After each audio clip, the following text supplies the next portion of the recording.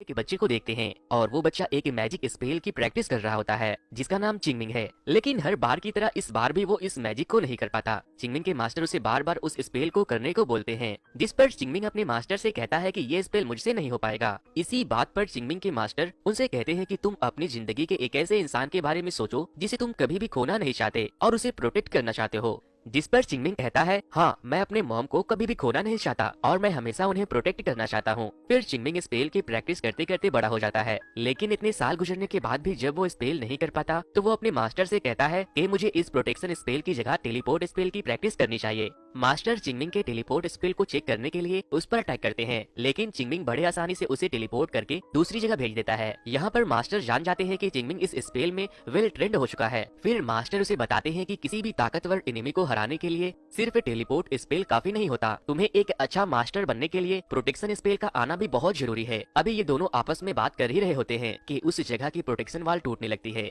और मास्टर समझ जाते हैं कि ये डीमन स्नेक है। इस स्नेक को देखकर मास्टर चिंगमिंग को किसी दूसरी डायरेक्शन में टेलीपोर्ट कर देते हैं और इसके बाद वो 3 अलग अलग कार्ड पर अपने ब्लड को लगाते हैं और उसे ऊपर आसमान में उछाल देते हैं। और तभी वहाँ पर 3 गार्डियन स्पिरिट उनकी मदद के लिए वहाँ आ जाते हैं। ये गार्डियन स्पिरिट मास्टर के सर्वेंट है जो अपने मास्टर के लिए कुछ भी कर सकते हैं और ये तीनों सर्वेंट एक अच्छे डीमंस भी थे। फिर उनमें से 2 गार्डियन स्पिरिट उस प्रोटेक्टिव वाल को अपनी पूरी पावर का यूज करके उस वाल को टूटने से बचाने की कोशिश करते हैं और एक गार्डियन स्पिरिट उस मास्टर को प्रोटेक्ट करते हैं, लेकिन वो लोग कमजोर पड़ने लगते हैं और वो प्रोटेक्टिव वाल टूट जाती है। और तभी उस वाल के पीछे से एक बहुत ही बड़ा जायंट सा डीमन स्नेक सामने आता है, जिसके बाद चिंगमिंग बाकी सारे स्टूडेंट को लेकर अपने मास्टर को सपोर्ट करने के लिए पहुंच जाता है। वो डीमन स्नेक उन सभी पर हमला करने ही वाला होता है कि मास्टर सभी स्टूडेंट से कहते हैं कि वो प्रोटेक्शन स्पेल का यूज करे ताकि किसी को भी कोई इंजरी ना हो। सारे स्टूडेंट प्रोटेक्शन स्पेल यूज करने लगते हैं, लेकिन चिंगमिंग को प्रोटेक्शन स्पेल नहीं आता और वो टेलीपोर्ट स्पेल यूज करने लगता है। फिर वो डीमन स्नेक सभी के ऊपर अपने टंग से बुलेट जैसी जहरीली चीज से उन लोगों पर अटैक करने लगता है। मास्टर चिंगमिंग को तो अपने प्रोटेक्शन स्पेल से बचा लेते हैं, लेकिन वो खुद उस बुलेट जैसी जहरीली चीज से बहुत ही बुरी तरह इंजर्ड हो जाते हैं। और फिर तभी एक गार्डियन स्पिरिट खुद को सैक्रिफाइस करते हुए डीमन स्नेक के अंदर घुसकर उसे मार देता है और एक गार्डियन स्पिरिट उस वाल को फिर से बंद कर देता है और चिंगमिंग के मास्टर के बॉडी में उस डीमन स्नेक का जहर धीरे धीरे फैलने लगता है और वो मास्टर मरने से पहले चिंगमिंग को उस डीमन स्नेक की सच्चाई बताते हैं। वो बताते हैं, आज से 300 साल पहले इंसानों के ही लालच की वजह से ये डीमन स्नेक पैदा हुआ था और फिर इस डीमन स्नेक को डिस्ट्रॉय करने के लिए 4 मास्टर सामने आए थे और चारों मास्टर ने एक साथ मिलकर उस स्नेक को इंपेरियल सिटी में कैद कर दिया था। चारों मास्टर में से एक मैं भी था, जिसके बाद उस स्नेक की सोल को इंपेरियल की क्वीन ने अपने अंदर कैद कर लिया और इंपेरियल सिटी की क्वीन की प्रोटेक्शन 4 स्टोन गार्डियन करते हैं और वो सारे गार्डियन स्टैचू के शक्ल में अभी भी सोए हुए हैं और वो statue white tiger, azure dragon, vermilion bird और ब्लैक टर्टल के शक्ल में है। और जब भी ये डीमन स्नेक वहाँ से आजाद होने की कोशिश करेगा तो चारों मास्टर को प्रोटेक्शन स्टोन की मदद से उस स्टैचू को वापस से जगाना होगा। फिर सीन चेंज होती है और हम देखते हैं कि इंपेरियल सिटी की क्वीन काफी ज्यादा परेशान है क्योंकि उसे पता चल चुका है कि डीमन स्नेक फिर से जिंदा होने वाला है। और अब हम यहाँ चिंगमिंग को देखते हैं जो इंपेरियल सिटी में एक बोट से आ रहा है और वो अब मास्टर भी बन चुका है, लेकिन उसे प्रोटेक्शन स्पेल अभी तक नहीं आती। चिंगमिंग वहाँ जाते ही देखता है कि एक आदमी छत के ऊपर बहुत ही अच्छा फ्लूट बजा रहा है और वो अपने फ्लूट के धुन में खोया है। वो आदमी कोई और नहीं बल्कि एक मास्टर है जिनका नाम बोया है। तभी उन दोनों को पीपा की म्यूजिक सुनाई देती है। दरअसल पीपा एक चाइनीज म्यूजिकल इंस्ट्रूमेंट को कहा जाता है। वो दोनों समझ जाते हैं कि ये धुन एक डीमन की है और फिर वो दोनों उस धुन का पीछा करने लगते हैं। काफी देर पीछा करने के बाद वो डीमन उन्हें मिल ही जाता है। बोया उससे पूछता है कि तुम्हारी हिम्मत कैसे हुई इस पीपा को चुराने की, ये पीपा हमारे किंग की है। वो डीमन उन्हें बताता है कि जब उसकी लवर जिंदा थी तो वो उस महल में गाना गाया करती थी और वो अक्सर इसी धुन को बजाया करती थी। मुझे बस उसकी याद में ये धुन सुननी थी। लेकिन बोया को तो डीमन से सख्त नफरत था क्योंकि एक फॉक्स डीमन ने उसकी माँ को मार दिया था, जिसके बाद से वो अच्छा हो या बुरा बोया सभी डीमन से नफरत करने लगा। बोया उस डीमन से कहता है कि डीमन कोई भी हो उसके अंदर फीलिंग्स नहीं होती और फिर बोया अपनी तीर निकाल कर उसे मारने ही वाला था कि तभी मास्टर चिंगमिंग अपनी टेलीपोर्ट स्पेल को यूज करके उसे बचा लेता है। चिंगमिंग बोया को बताता है कि जरूरी नहीं कि सभी डीमंस बुरे ही हो, इसीलिए तुम इसे जाने दो। बोया उस डीमन को मारकर उससे पीपा छीनने के लिए आगे बढ़ता ही है कि चिंगमिंग उसे फिर से रोक लेता है और इस वजह से उन दोनों में लड़ाई शुरू हो जाती है। कभी चिंगमिंग बोया पर भारी पड़ रहा होता है तो कभी बोया चिंगमिंग पर। काफी देर फाइट करने के बाद चिंगमिंग इस फाइट को जीत जाता है, जिस पर बोया चिंगमिंग से कहता है कि तुम बहुत ही घटिया आदमी हो, तुम एक डीमन का साथ दे रहे हो, और इतना कहकर वो वहाँ से चला जाता है। इसके बाद वो डीमन चिंगमिंग से कहता है कि मुझे आज तक किसी ने ये नहीं बोला कि एक डीमन के पास फीलिंग नहीं होती और आपका बहुत बहुत शुक्रिया कि आपने मेरी जान बचाई। वो डीमन चिंगमिंग से कहता है कि क्या आप हमें अपना सर्वेंट बना सकते हो, जिस पर चिंगमिंग उस डीमन से उसका नाम पूछता है। वो बताता है कि मेरा नाम किलिंग स्टोन है और फिर अपने मैजिकल पावर से चिंगमिंग उसके जख्म को भर देता है और उसे अपना गार्डियन स्पिरिट बना लेता है। अब नेक्स्ट सीन में हमें ये पता चलता है कि क्वीन के महल में एक हेवन वर्शिप सेरेमनी होने वाली है और फिर चारों मास्टर यहाँ पर आते हैं। जब बोया उस महल में चिंगमिंग को देखता है तो वो उसके गर्दन पर अपनी तलवार रख देता है और कहता है, एक डीमन का साथ देने वाला आदमी यहाँ क्या कर रहा है। चिंगमिंग उसे कहता है कि मैं हेवन वर्शिप सेरेमनी में यहाँ आया हूँ। तभी वहाँ पर तीसरे मास्टर आती है जो कि एक लड़की है और उनका नाम लॉन्ग ये है।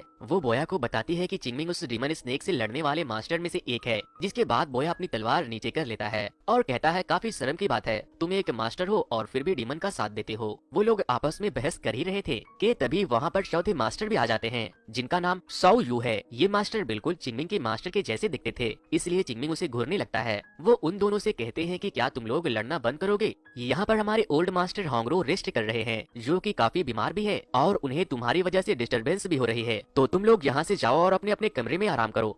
अंदर जाने से पहले मास्टर लॉन्गयू अपने बैग से कुछ जुगनू निकाल कर उड़ाती है, जिस पर मास्टर सोयू उनसे कहते हैं कि ये तुम क्या कर रही हो। तो वो बताती है कि मैं हर रोज ऐसा करती हूँ ताकि मैं सभी डीमन से सेफ रह सकूं। फिर सोयू उनसे कहता है कि तुम्हें ये करने की कोई जरूरत नहीं है, यहाँ डीमन से बचने के लिए ऑलरेडी एक प्रोटेक्शन शील्ड लगी हुई है, तुम लोग बेफिक्र होकर सो जाओ। अब सुबह होती है, सभी मास्टर एक जगह इकट्ठा होते हैं ताकि हेवन वर्शिप को शुरू किया जा सके। वो लोग ओल्ड मास्टर होंगरे का वेट कर रहे थे। तभी वहाँ पर इंपीरियल सिटी की प्रिंसेस आती है जो कि दिखने में काफी ज्यादा खूबसूरत है और वो कहती है कि क्या मास्टर होंगरो अभी तक नहीं आए। वो लोग आपस में बात कर ही रहे होते हैं। तभी वहाँ पर एक गार्ड भागता हुआ आता है और रोते रोते कहता है कि मास्टर होंगरो अब नहीं रहे। अब मास्टर की डेथ को लेकर प्रिंसेस क्वीन के पास डिस्कस करने जाती है। तभी उन लोगों को पता चलता है कि मास्टर होंगरो का मर्डर हुआ है और वो बहुत ही ज्यादा परेशान और गुस्से में होती है। यहाँ पर क्वीन उस सेरेमनी की सारी रिस्पॉन्सिबिलिटी प्रिंसेस को दे देती है और साथ ही मास्टर होंगरो की डेथ का इन्वेस्टिगेशन करने का ऑर्डर देती है, क्योंकि उन्हें लगता है कि मास्टर होंगरो का मर्डर उन्हीं के किसी आदमियों ने किया है। फिर प्रिंसेस क्वीन के ऑर्डर को मानते हुए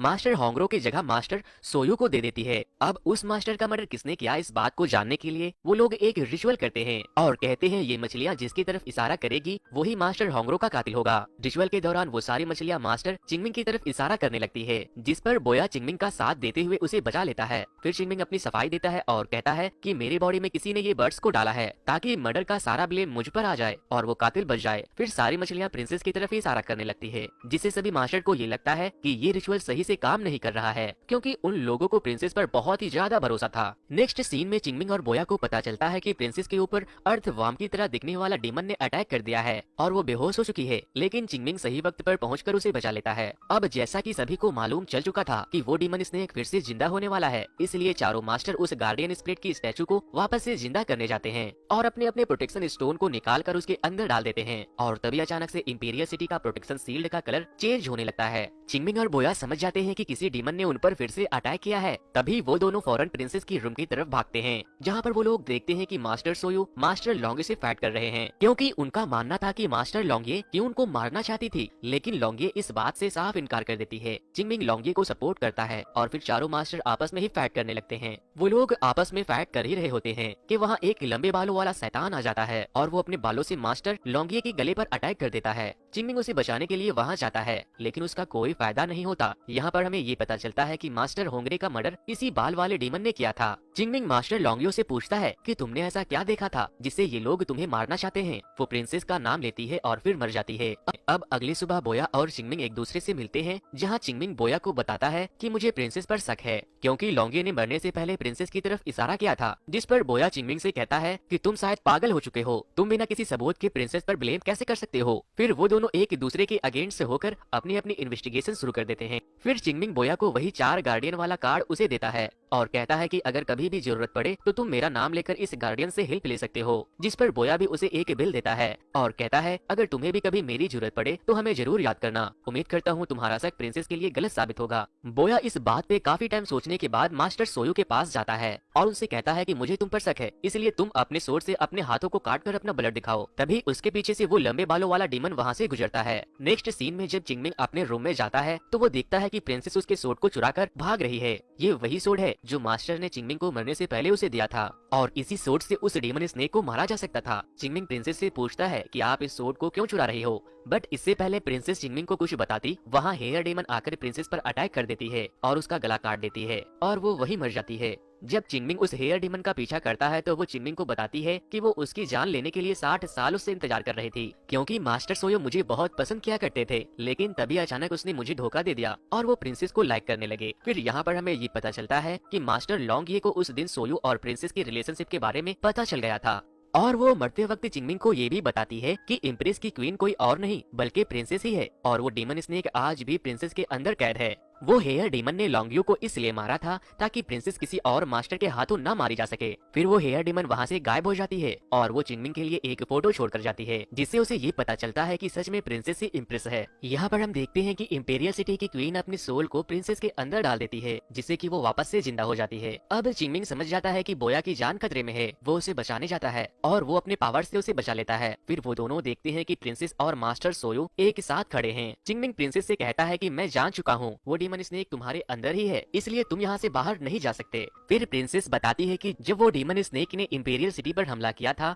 तो 4 मास्टर ने उस स्नेक को हरा दिया था, जिसके बाद द क्वीन यानी कि प्रिंसेस ने उस सांप को अपने इसके बाद से मैं इमॉर्टल हो गई थी और मेरी उम्र नहीं बढ़ी। प्रिंसेस को उस डीमन स्नेक को अपने अंदर कैद करने के लिए खुद को इंपेरियल सिटी में कैद रखना था। अब वो खुद भी महल से बाहर नहीं जा सकती थी। वो इतने सालों से महल में रह रहकर काफी उदास रहने लगी थी, जिसके बाद चिंगमिंग के मास्टर के आते ही प्रिंसेस का दिल लगने लगा। फिर हमें यहाँ पर ये भी पता चलता है कि चिंगमिंग के मास्टर वहाँ हमेशा नहीं रह सकते थे, इसलिए उन्हें वहाँ से जाना पड़ा था। लेकिन प्रिंसेस उदास ना हो इसलिए वो मास्टर उनको एक गार्डियन एंजल देते हैं जो बिल्कुल उनके जैसा दिखता था। वो गार्डियन एंजल कोई और नहीं बल्कि वो प्रीस्ट यानी कि मास्टर सोयो ही थे।